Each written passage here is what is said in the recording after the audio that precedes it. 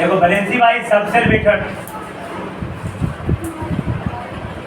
मैं तुमको बताया थे, सेल मेथड से वैलेंसी निकालते हैं ना। तो बी एटॉमिक नंबर जब 20 तक का मिला जुला के सही वैलेंसी डिफाइन कर पाता है, बता पाता है। लेकिन जैसे जैसे हम हायर एटॉमिक नंबर पे जाते हैं तो उसका जो वैलेंसी का जो फॉर्मूला है वो कहीं सुटेबल नहीं लगता, इनकरेक्ट साबित हो जाता है ना। कि गोलबर्ग रूल क्या था कि किसी भी ऑर्बिट में जो नंबर ऑफ मैक्सिमम रहेंगे उसका क्या रहेगा 2n स्क्वायर, और रूल था octet and duplet. Last orbit में 8 इलेक्ट्रॉन होना चाहिए। कितना इलेक्ट्रॉन होना चाहिए? तो स्टेबल हो जाता है। 8 से कम रहेगा तो अनस्टेबल रहता है। इसलिए वैलेंसी निकालने के लिए अगर किसी ऑर्बिट के लास्ट ऑर्बिट किसी एलिमेंट के इलेक्ट्रॉनिक कंफ्यूजन करने के बाद अगर लास्ट ऑर्बिट में 1 2 3 4 इलेक्ट्रॉन रहेगा तो वैलेंसी भी 1 2 3 4, और अगर वैलेंसी आउटर मोस्ट इलेक्ट्रॉन 5 6 7 8 रहेगा तो वैलेंसी के लिए 8 में से क्या करना पड़ता है? घटाना आना पड़ेगा। इलेक्ट्रॉनिक कंफ्यूजन क्या चीज है?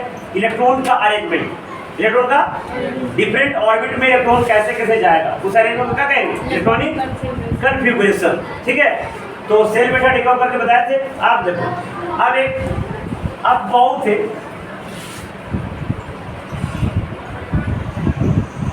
है ना, अब बहुत तुम ये पढ़ सकते हो।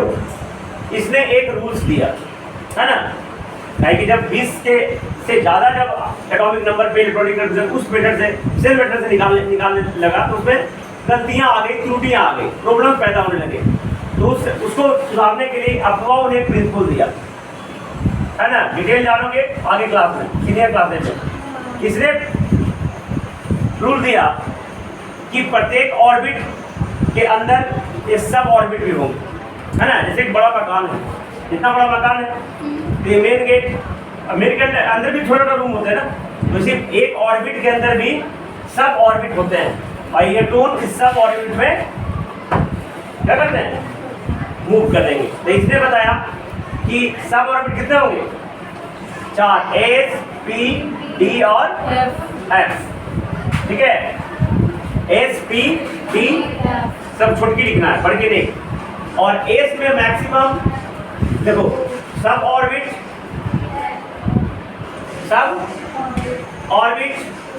या सब सेल, सब ऑर्बिट या सब सेल। ठीक है, और नंबर ऑफ मैक्सिमम इलेक्ट्रॉन याद रखना, नंबर ऑफ मैक्सिमम इलेक्ट्रॉन। तो याद रखना एक सब ऑर्बिट में मैक्सिमम इलेक्ट्रॉन 2 रख सकते हैं, 2 से ज्यादा नहीं रख सकते। पी मैक्सिमम इलेक्ट्रॉन 6 रख सकते हैं। डी मैक्सिमम इलेक्ट्रॉन 10 रख सकते हैं, और चौथा सबमिट एक मैक्सिमम इलेक्ट्रॉन 14। समझ में आया? Any problem? दिक्कत? इसका सेप तो पूछेगा नहीं, आगे जाके 11 में पढ़ोगे तो इसको जानने से पहले क्वांटम नंबर जानना पड़ेगा। क्या जानना पड़ेगा? क्वांटम नंबर 4 प्रकार के होते हैं। कितने प्रकार के होते हैं? और इसे कान में डाल दो ताकि 11 में याद रहेगा कि सर बताए थे, है ना। एक प्रिंसिपल क्वांटम नंबर, ठीक है। एक होता है एजीमुथल क्वांटम नंबर, तीसरा मैग्नेटिक क्वांटम नंबर, और चौथा स्पिन क्वांटम नंबर। ये 4 क्वांटम नंबर होता है ना। ऐसे कोई बड़ा भारी चीज नहीं है कि, लेकिन सुन के लग रहा होगा कि बहुत बड़ा भारी चीज होगा कि क्या होगा ये क्वांटम नंबर, ऐसा कुछ है नहीं। देखा उसमें नहीं जाएंगे, अभी हम सिर्फ वैलेंसी निकालने का तरीका बता जाएंगे। तो क्वांटम नंबर कितना? 4। Principal quantum number, azimuthal quantum number, जिसको एंगुलर मोमेंटम क्वांटम नंबर भी बोलेंगे, और एक मैग्नेटिक क्वांटम नंबर, और चौथा स्पिन क्वांटम नंबर। ठीक है, तो खैर हम यहाँ पे प्रत्येक ऑर्बिट के अंदर सब ऑर्बिट रहते हैं। तो सब ऑर्बिट 4 होते हैं, ऐसा भी बताया गया है। एस पी डी और कौन बताया? कंफर्म नहीं है, लेकिन ये जो कैसे कैसे अरेंजमेंट होगा इसने प्रिंसिपल अब्बाऊ ने दिया था। ए सब ऑर्बिट, पी सब ऑर्बिट, डी सब ऑर्बिट, इसमें कौन दिया, नाम कौन दिया, इसके बारे में चर्चा नहीं किताब में देखोगे।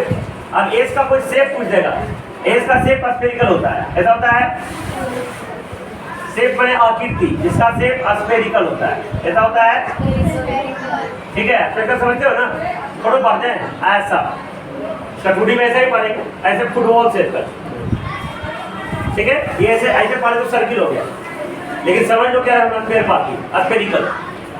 टी का शेप डम्बेल होता है, मुझे है डम्बेल। जब डिटेल सीरियल क्लास में पढ़ोगे, हम सिर्फ तुमको सिर्फ नाम बता दे रहे हैं। डम्बेल क्या होता है, कैसा शेप को डम्बेल कहते हैं, कैसे को डम्बेल कहते हैं, बोलो ऐसा शेप का नाम सुने नहीं, ट्रायंगल सुने, रेक्टेंगल सुने हैं, स्क्वायर सुने हैं, डम्बेल ऐसा होता है। इन्फिनिटी कहो, ऑट कहो, ये डम्बेल शेप का हो गया। कौन शेप का हो गया, मैंने दो सर्किल को ऐसे कर देना है, वो डम्बेल कहेंगे। क्या कहेंगे, डी शेप, डी सब सेल का जो शेप होता है डबल डम्बेल होता है। क्या होता है, शेप शेप, सिर्फ जानकारी के लिए याद रख लो। अब डबल डम्बेल तो समझ में आ गया हो, लेकिन फिर भी तुम ड्रा नहीं कर सकते, कैसे कैसे होगा, समझ में आ गया, ड्रा नहीं कर सकते। देखो हम ड्रा कर सकते हैं ऐसा और ऐसा, ये डबल डम्बेल शेप है। इसका कॉम्प्लेक्स शेप होता है, इसका नॉट डिफाइंड, कॉम्प्लेक्स शेप लिखो, एक का कोई शेप नहीं होता है, ठीक है। अब देखो ध्यान से देखना, अब ऑर्बिट कौन कौन थे, orbit number of maximum electron, number of maximum electron, ध्यान से देखना, जो बताए थे। फार्मूला क्या है जी, फार्मूला है तुम्हारा 2n स्क्वायर, 2n, तो पहला ऑर्बिट का किसने नाम दिया, k, है ना। मेरे अनुसार से बोर्ड ने ही नाम दिया है, लेकिन इसमें बहुत लंबा चौड़ा थ्योरी है ना, उसको डिटेल में पढ़ोगे आगे सीनियर क्लासेज में। k में मैक्सिमम 2 गुने 1 का स्क्वायर, 2 इलेक्ट्रॉन होगा। देखो ध्यान से देखो, कम देगा। दूसरा जो थियरी है L, 2 गुने 2 का स्क्वायर, 2 4 गुना, पता है ना, और 2 का स्क्वायर 4, 4 गुना 8। तीसरा M, 2 गुना 18, है ना। चौथा N, 2 गुने 4 का स्क्वायर 32 जो रहेगा N में, वो में कितना रहेगा, 2 करेगा 5 का स्क्वायर कितना, एंड सो ऑन। जल्दी को कॉपी करो।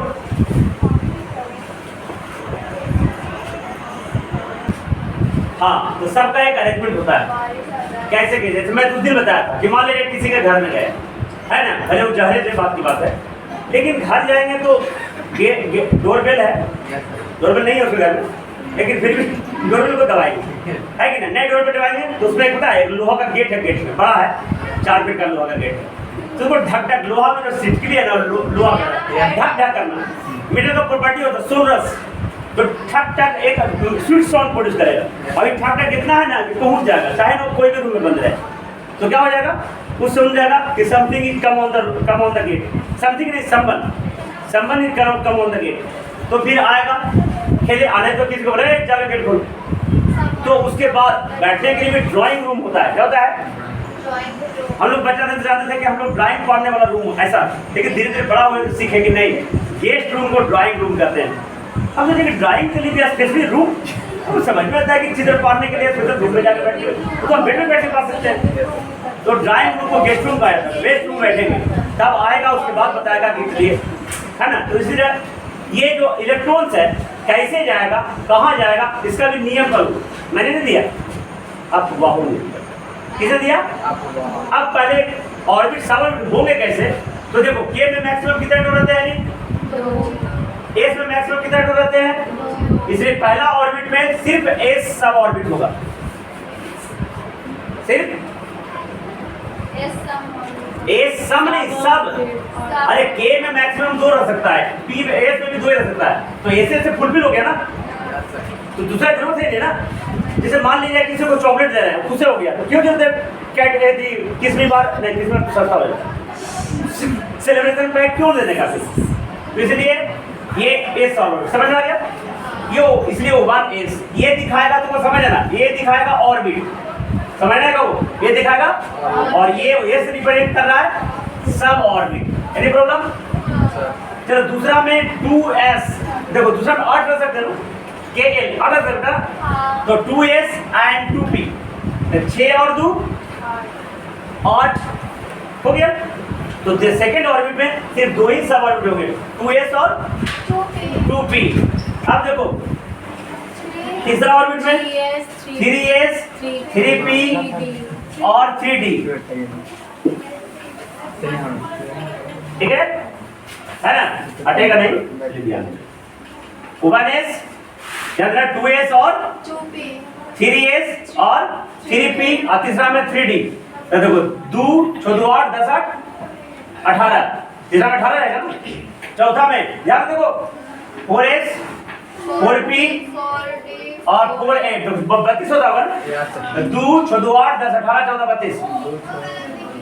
अब 4 ही सब ऑर्बिट होता है, ऐसा बताया गया है, ये हम नहीं खोजे हैं, तो जैसा पढ़ाया गया है हम ऐसा बता रहे हैं। ऐसा मत पूछ रहा कि क्यों 4 को होता है, इसका जवाब मेरे पास नहीं है ना। तो 5s 5p 5d और 5f, समझना। 6s 6p 6d और 7s 7p 7d और अब देखो ये इस तरीका का अरेंजमेंट उसने अब्बाऊ ने दिया, और उसने ये भी बताया कि इलेक्ट्रॉन पहले कहाँ जाएगा। तो पहले जाएगा इस तरीका से, ऐसा एक कटिंग का निशान कर दिया मैंने। देखो पहले मैं काटने के लिए आना चाहिए, काटने के लिए आना चाहिए, ठीक है पहला। दूसरा में भी एक कट होगा, दूसरा में देखो तिरछा तिरछी 2 फिर 2 फिर 3, दिख रहा है क्या? फिर 3 फिर 4 फिर 3 फिर 2 फिर 1, ठीक है। और इलेक्ट्रॉन कैसे जाएगा ध्यान से देखना, यहाँ से इलेक्ट्रॉन एंट्री किया 1s में, यहाँ पे जाकर रास्ता क्लोज हो गया। अभी रास्ता फिर यहाँ से स्टार्ट होगा, मत नीचे से मत कर देना, यहाँ से फिर ऊपर से हमेशा टॉप टू बॉटम, क्या रहेगा टॉप टू, यहाँ से फिर ऐसे फिर यहाँ से फिर ऊपर से यहाँ तक, फिर यहाँ से ऊपर फिर यहाँ तक, फिर यहाँ से यहाँ तक, इस तरीका से इलेक्ट्रॉन का अरेंजमेंट होगा, मूवमेंट होगा, ठीक है समझ में आ गया। ये किसने दिया? अब्बाऊ प्रिंसिपल, अब्बाऊ ने दिया, ये अब्बाऊ का सिद्धांत है। अब इसके अनुसार से देखो बैलेंसिंग कैसे निकालते हैं, इलेक्ट्रॉनिक कंडक्शन इससे निकल जाएगा। जैसे मान लीजिए कैल्शियम का निकालना है, क्या निकालना है बेटा? तो कैल्शियम का एटॉमिक नंबर कितना होता है? 20। ध्यान से देखना, जोड़े तो आता है, नर्सरी एलकेजी में सिखा दिए होंगे। तो देखो ये पहला इलेक्ट्रॉन कहाँ जाएगा बेटा? 1s में, ध्यान से देखना 1s में कितना रहेगा? 2। तो 2 इलेक्ट्रॉन से 2 इलेक्ट्रॉन खत्म हो गया, 20 से 2 खत्म हो गया। किसमें, किस ऑर्बिट में है? 1s में। ये नंबर दिखाएगा ऑर्बिट को, और ये s में df दिखाएगा सब ऑर्बिट को, समझ रहा ना। तो 1s का अगला नंबर क्या है बेटा? 2s। तो अगला इलेक्ट्रॉन 2s है ना, s में कितना रह सकता है? 2। तो इसमें भी 2 को हो गया। चलो अगला नंबर कौन है बेटा? 2p है, 3s नहीं 2p अगला नंबर है। तो p में कितना रह सकता है? मैक्सिमम 6 रह सकता है बेटा। अभी 20 तक को रहना ना, तो 2 2 4 6 4, अभी भी 10 इलेक्ट्रॉन बाकी है नेक्स्ट रोड का। 2p के बाद कितना नंबर है? तो 3s, s में कितना रहेगा? 2। ये 3s के बाद कितना नंबर है? तो 3p कितना हो गया? तो जोड़ो 2 2 4 6 10 12 18, अभी भी 2 बाकी है। तो 3p के बाद अगला नंबर कौन है? 4s। तो 4s कितना हो जाएगा बेटा? 2। समझ में आ गया? चलो बताओ लास्ट ऑर्बिट कौन है? लास्ट ऑर्बिट क्या है? 4 नहीं 4th, चौथा ऑर्बिट 4th लास्ट ऑर्बिट है। तो चौथा का अकेला है, और कोई है? चौथा कोई और कोई है? तो लास्ट ऑर्बिट में कितना इलेक्ट्रॉन है? 2। तो वैलेंस इलेक्ट्रॉन कितना हो गया? 2। वैलेंस इलेक्ट्रॉन हो गया तुम्हारा 2। तो वैलेंस 2 हो गया, तो वैलेंस कितना हो गया? 2। तो वैलेंस हो गया 2। वैलेंस कितना हो गया? 2। मुझे समझ में आ गया। अब देखो हम 47 का निकाल सकते हैं, AG47। तो देखो बेटा हम पहले कर लेंगे तो आसान हो जाएगा लिखने में। देखो 2 पहले ही जोड़ लेंगे, जब ये 4 लिख लिए जोड़ लेंगे, 2 2 4 6 4 10 2 12 6 18 2 20 10 30 डी में 10 रहता है, 30 30 6 36 36 2 38 38 38 10 48 48, मैंने यहाँ तक आएगा बेटा। तो हम डायरेक्टली लिखने जाते हैं, यहाँ तक हम कर लिए ना, मार्क कर लिए, अब डायरेक्टली लिखते जाएंगे। देखो 1s2 2s2 2p6 2p6 बोलते जाओ बेटा, 3s2 3s2 3s के बाद 3p6 आगे 4s2 4s2 उसके बाद 4s के बाद तीसरा 3d है बेटा, और 4s के बाद अगला नंबर तो 3d 10 आगे बेटा 4p6 5s 2 उसके बाद देखो 10 नहीं होगा, देखो 2 2 4 6 4 10 10 2 12 12 18 18 2 20 20 30 30 36 32 38 और 38 नो 47 होता है ना। तो याद रखना बेटा, डी का एक एक्सेप्शन है, अपवाद। मैं तुमको पहले बताया था केमिस्ट्री में फुल ऑफ एक्सेप्शन, खाली अपवाद है इसमें। तो डी एक ऐसा ऑर्बिट है जिसमें 9 और 4 9 और 4 कभी इलेक्ट्रॉन नहीं रह सकते, 9 और 4 नहीं रह सकते, ठीक है। 9 रहेगा तो 10 कर देंगे और 4 रहेगा तो 5 पीछे कर देंगे, 5 कर देंगे, 5 पीछे नहीं करेंगे, 5 कर देंगे, ठीक है। मतलब 9 रहेगा है, अच्छा 9 रहेगा तो क्या कर देना है, इसको फुलफिल कर देना है, और 10 4 रहेगा तो हाफ फिल कर देना है। तो एक इलेक्ट्रॉन में जोड़ना नहीं है, जैसे लास्ट इसमें इसको 9 के क्या कर देना है, तो चौथा के अगला कक्षा कौन होगा बेटा, फोर्थ है ना, तो इसका अगला कक्षा तो पांचवा होगा ना, पांचवा पीछे ही था ना, इसको 2 को कर देना 1, हो गया, ठीक है। तो अब लास्ट ऑर्बिट कौन होगा बेटा, 5th है लास्ट ऑर्बिट, चौथा के बाद पांचवा था ना, तो लिखा भले किया है, बात की बात है। अरे ये ऑर्बिट इस तरीके से होता है ना, ये न्यूक्लियस, अरे न्यूक्लियस जिसमें प्रोटॉन और न्यूट्रॉन रहता है, ये पहला ऑर्बिट, दूसरा ऑर्बिट, तीसरा ऑर्बिट, चौथा ऑर्बिट, ऐसा होता है ना। तो ऑर्बिट बाद में आएगा, तो पांचवा ऑर्बिट सबसे लास्ट हो गया ना, इसमें पहले लिखा गया, तो लास्ट ऑर्बिट कौन हो गया, 5th। तो 5th और कोई है, और कोई ना है, तो 5th ऑर्बिट कितना है, 1 ना, तो वैलेंस इलेक्ट्रॉन कितना हो गया, तो वैलेंस कितना हो गया, ये मेटल हो गया। बाकी इसकी कल चर्चा करेंगे हम।